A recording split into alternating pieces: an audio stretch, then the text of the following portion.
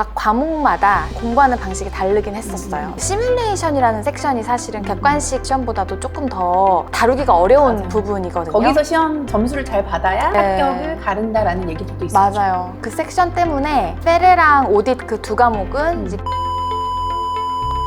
치중을 했고요. 그리고 BEC나 레귤레이션 과목은 빨리 훑고 먼저 이제 많이 거꾸로 방식으로 그렇게 공부를 해서 과목마다 조금 접근 방식이 달랐던 점, 그게 이제 비법이라면 비법이라고 할 수 있어요.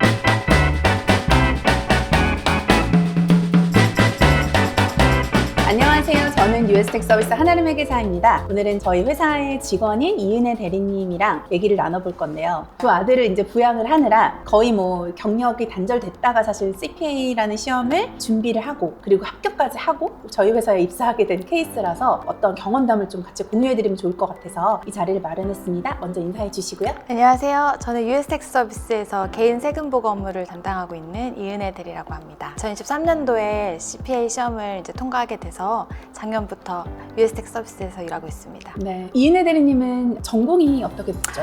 저 전공이 수학을 전공했고 맞아요. 경제학을 복수 전공해서 결혼을 하시고 지금 두 아이를 출산을 하시고 회계학 전공도 아니고 그 주부로 있으시다가 공부를 해서 헬스를 통과하기도 되게 어려운 건데 어떻게 밥을 먹었는지. 일단 제가 결혼을 하면서 첫 회사 생활을 시작했는데요. 그때 이제 일했던 곳이 외국계 은행이어가지고 법인 세무팀에 있었어요. 그때 이제 첫 직장 생활 시작했는데 아무래도 이제 주변에 같이 일하는 분들이 뭐 미국 회계사나 한국 회계사, 세무사 분들이 많이 있다 보니까 저도 이제 장기적으로 저의 커리어에 대해서 이제 고민을 할 때 자격증이 하나 있으면 좋겠다라고 생각을 했는데 결혼을 하자마자 아이들을 이제 둘이나 출산을 하게 되면서 꿈을 이루지 못하고 쉽지 않죠, 사실은. 네, 이렇게 있다가 아이들이 이제 좀 많이 크고 네. 저도 좀 여유가 생기면서 남편도 좀 지지를 해주고 해가지고 남편의 사실- 서포트도 되게 중요한 것 같아요. 맞아요. 제가 일을 하지 못하고 육아만 하는 것에 대해서 조금 그래도 안타까운 마음이 있었던 것 같아요. 그래서 저를 좀 많이 지원을 해주고 지지하는 마음이 있었어가지고 또 시작을 하게 됐죠.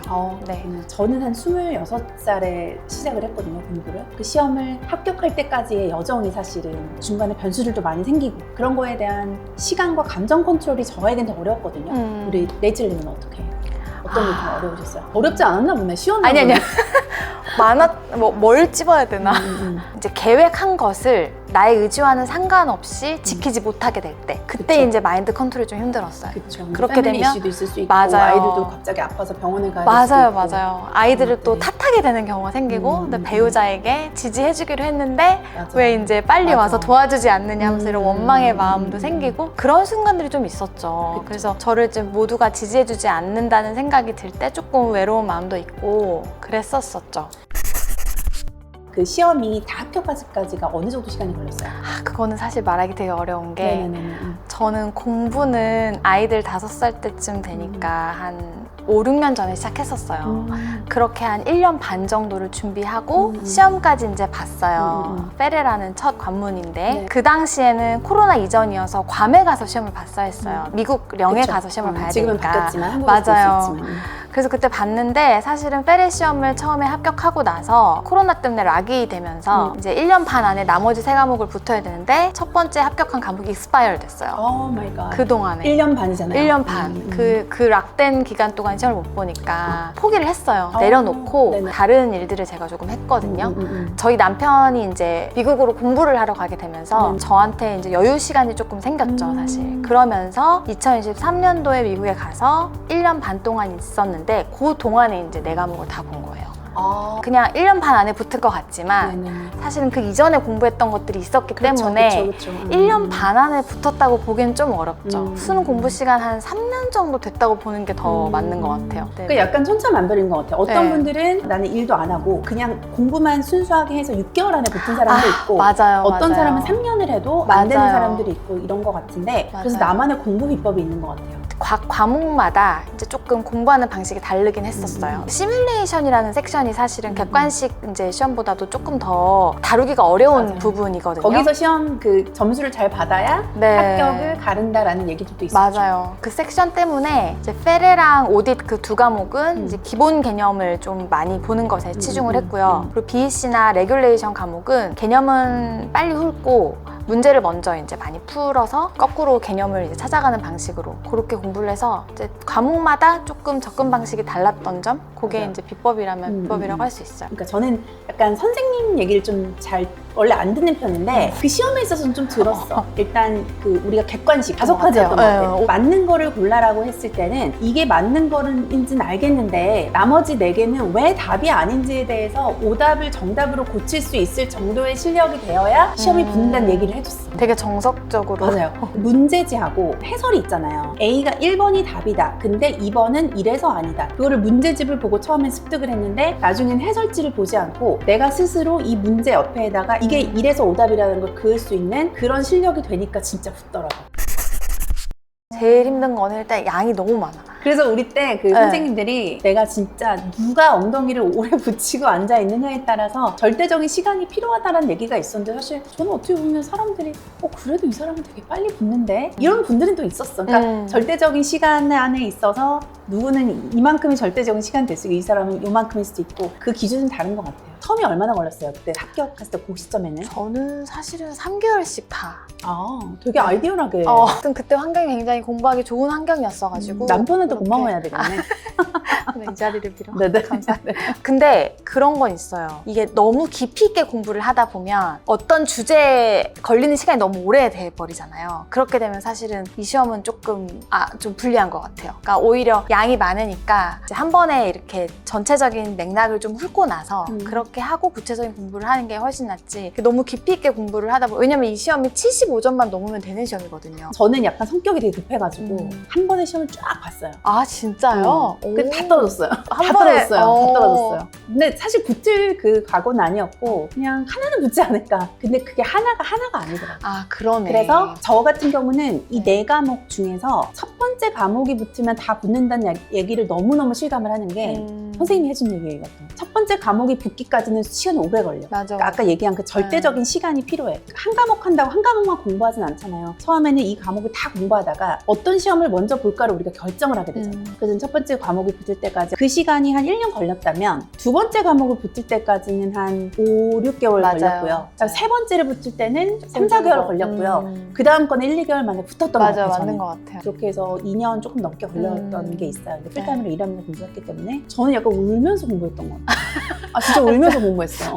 사실 저는 이제 두 아들을 키우고 있거든요. 그러다 보니까 육아를 계속 오랫동안 하고 있으면 되게 사람이 지치고 좀 오히려 멘탈이 더 오히려 힘들어요. 육아할래요? 공부할래요? 하면 저는 차라리 공부가 낫다 해서 오히려 공부를 하면서 조금 기분이나 그런 게 환기가 되기도 하고 또 삶의 활력이 되기도 하고 그래서 좀 슬럼프가 있기는 했지만 또 공부하는 과정 자체가 막 고통스럽거나 하지는 않았던 것 같아요. 또 배우는 재미가 있잖아요. 어릴 때 막 대학생 때 공부할 때랑 또 아줌마가 돼서 다르죠. 공부할 때랑 완전 그 다르지. 태도나 그런 느낌이 좀 많이 달랐던 것 같아요. 맞아. 힘들긴 했지만 그래도 과정이 좀 즐겁게 됐던 것 같아요.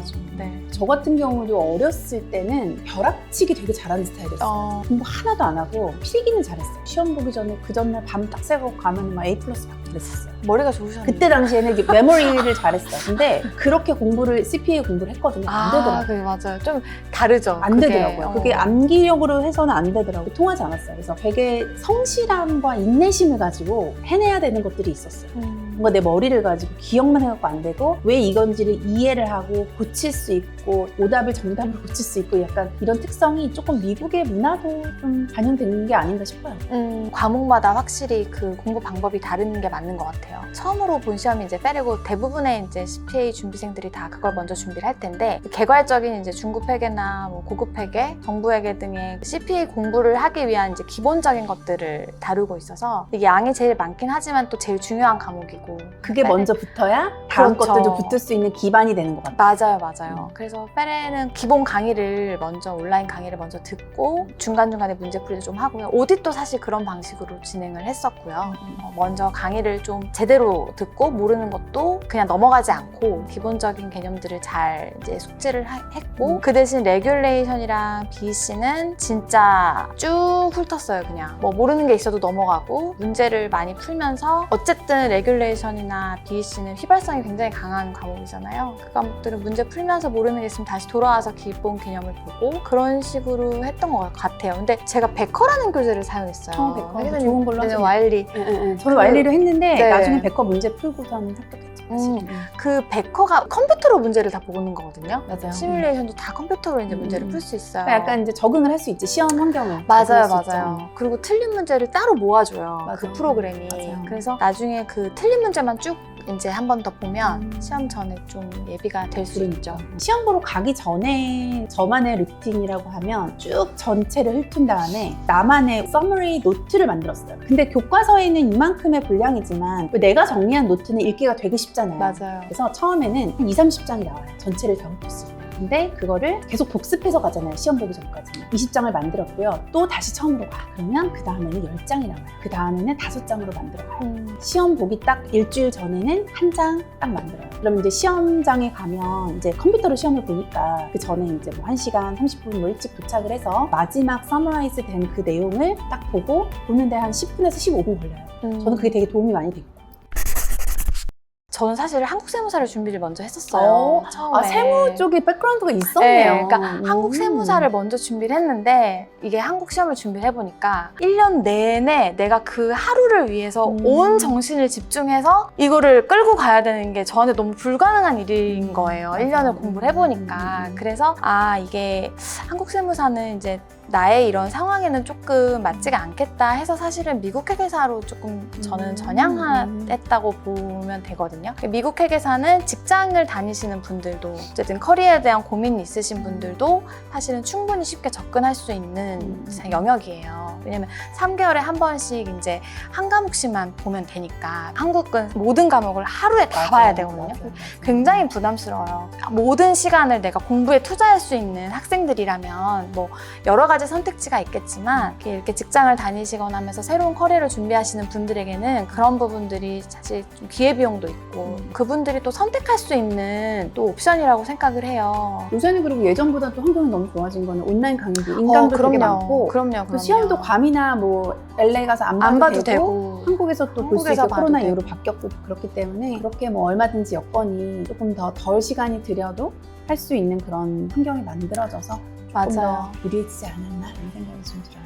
꼭 영어를 잘한다고 해서 시험이 유리한 건 아닌 것 같아요. 영어를 못해도 사실은 이게 시험 문제나 이런 질문과 답에 대한 패턴은 사실 거의 정해져 있거든요. 처음에는 이제 잘 읽히지 않죠. 근데 그거를 의미를 알고 이제 하다 보면 영어가 사실 어려운 영어가 나오진 않잖아요. 어느 정도 영어의 스킬이 한국 교육 시스템에서 영어 리딩, 뭐 라이팅 어느 정도 해왔잖아요. 중학교 때부터. 그 정도 영어만 할 수 있을 정도의 실력이면 AICPA는 저는 전혀 문제가 되지 않는다고 생각해요. 패턴에 익숙해지기까지 시간은 걸리지만 이 패턴에 있어서 왜 이게 답이 아닌지 도칠 수 있을 정도의 실력이 됐다니까 이거는 학습을 통해서 가능하다고 생각해요. 영어도 사실은 업계에서 쓰는 용어가 사실 따로 있잖아요. 맞아요. 그런 용어들을 가지고 우리가 소통을 하고 공부도 하고 일을 하는 것이기 때문에 이 업계의 용어들을 우리가 숙지하고 그것을 익힌다는 점에서 저는 한국에서만 공부를 하신 분들도 충분히 도전해 볼 수 있는 영역이라고 생각을 합니다.